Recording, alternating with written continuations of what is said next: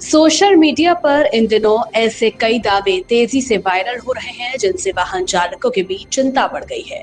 लेकिन अब इन तमाम दावों पर केंद्र सरकार ने अपना पक्ष साफ कर दिया है। केंद्रीय पेट्रोलियम एवं प्राकृतिक गैस मंत्री हरदीप सिंह पुरी ने कहा है कि E20 पेट्रोल को लेकर फैलाई जा रही अधिकांश बातें वैज्ञानिक तथ्यों पर आधारित नहीं है। हालांकि उन्होंने स्वीकार किया कि कुछ वाहनों में E20 के इस्तेमाल से माइलेज में हल्की कमी आ सकती है, लेकिन इसका असर बहुत सीमित होता है।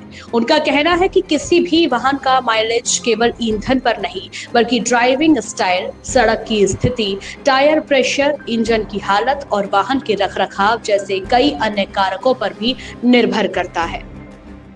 मंत्री ने बताया कि इथेनॉल कोई नई तकनीक नहीं है। दुनिया के कई देशों में वर्षों से इसका इस्तेमाल हो रहा है।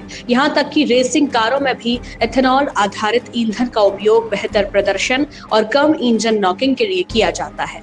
सरकार का कहना है कि पेट्रोल में 20% इथेनॉल मिलाने का उद्देश्य कच्चे तेल की आयात पर भारत की निर्भरता कम करना, विदेशी मुद्रा की बचत करना, प्रदूषण घटाना और गन्ना, मक्का सहित अन्य कृषि उत्पादों के जरिए किसानों की आय बढ़ाना है।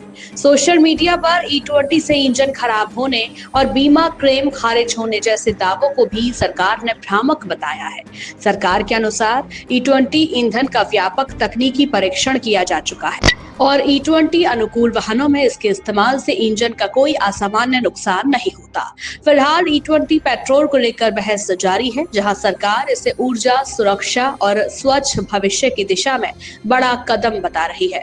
वहीं कुछ उपभोक्ता माइलेज को लेकर अपनी चिंताएं जता रहे हैं। ऐसे में विशेषज्ञों की सलाह है कि वाहन मालिक अपने निर्माता कंपनी के दिशा निर्देशों का पालन करें और केवल प्रमाणित जानकारी पर ही भरोसा करें।